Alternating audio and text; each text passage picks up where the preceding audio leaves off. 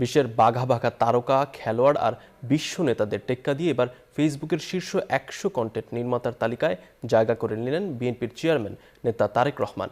শুধু জায়গা করে নেওয়াই নয়, জনপ্রিয়তায় তিনি পেছনে ফেলেছেন বিশ্বের সবচেয়ে ক্ষমতাধর দেশের প্রেসিডেন্ট ডোনাল্ড ট্রাম্পকেও। আন্তর্জাতিক বিশ্লেষণী সংস্থা সোশ্যাল ব্লেড এর সবশেষ তালিকায় উঠে এসেছে এই চমকপ্রদ তথ্য। বিস্তারিত আল মুহাইমিনুল খানের রিপোর্টে। এখন শুধু হবে কাজ, কাজ এবং কাজের কথা। সবার আগে বাংলাদেশ, করব কাজ, গড়ব দেশ। রাজনীতির মাঠ থেকে ভার্চুয়াল জগৎ, সবখানেই এখন আলোচনার তুঙ্গে একটি নাম, তারেক রহমান। আন্তর্জাতিক social media analytics website social ব্লেডের সদ্য প্রকাশিত তালিকায় বিশ্বের হাজারো ইনফ্লুয়েন্সারকে পেছনে ফেলে 63 নম্বরে উঠে এসেছেন তিনি। সবচেয়ে বড় চমক হলো এই তালিকায় তিনি ছাড়িয়ে গেছেন খোদ যুক্তরাষ্ট্রের প্রেসিডেন্ট ডোনাল্ড ট্রাম্পকেও, যেখানে বিশ্ব নেতা ট্রাম্পের অবস্থান 67, সেখানে তারেক রহমান দাপটের সাথে অবস্থান করছেন 63 নম্বরে। কিন্তু কিভাবে এলো এই অভাবনীয় সাফল্য?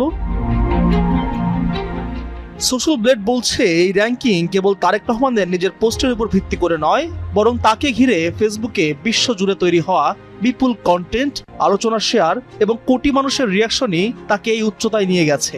অর্থাৎ তিনি শুধু পোস্ট দাতা নন, তিনি নিজেই এখন এক বিশাল কন্টেন্ট। প্রযুক্তি শিক্ষায় দক্ষ এবং যোগ্য করে গড়ে তোলে। দীর্ঘ 17 বছর শেখ হাসিনার যে একটা সমস্যা ছিল, উনি মানে সবগুলো মিডিয়াতে জনাব তারেক রহমানের প্রচারণা নিষিদ্ধ করে রেখেছিলেন। ওনার বক্তব্য প্রচার করতে দেওয়া হতো না, ওনার ছবি পাবলিশ করতে দেওয়া হতো না। ফলে ওনার যারা টিম, তাদের নির্ভর করতে হয়েছে সোশ্যাল মিডিয়ার উপরে, সোশ্যাল মিডিয়ার প্রেজেন্স বাড়াতে হয়েছে। এবং উনি আসলে সামাজিক যোগাযোগ মাধ্যমে বিভিন্ন নেতাকর্মীদের সাথে যোগাযোগ করতেন, দেশের মানুষের সাথে যোগাযোগ করতেন।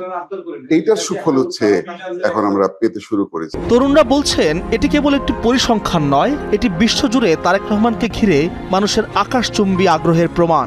দীর্ঘদিন প্রবাসে থেকেও বাংলাদেশের রাজনীতিতে তার প্রভাব এবং তাকে নিয়ে চলমান আলোচনার ঝড়ই প্রতিফলিত হয়েছে এই তালিকায়। দল, মত, ধর্ম, বর্ণ আসলে জেনজি কি পছন্দ করে, কোন স্টাইলে তারা কথা পছন্দ করে, ইয়াংরা কোন ধরনের কথা পছন্দ করে, আমাদের সেই শব্দগুলো অ্যাক্টিং চেয়ারম্যান তৎকালীন যখন উনি ছিলেন, উনি সেগুলো চয়েস করার ব্যবস্থা করেছেন।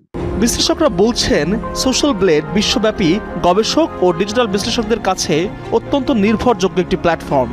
5.5 মিলিয়নেরও বেশি ফলোয়ার এবং আলোচনায় থাকা সূচকে তার এই অবস্থান একজন রাজনৈতিক নেতার ক্ষেত্রে সত্যি বিরল।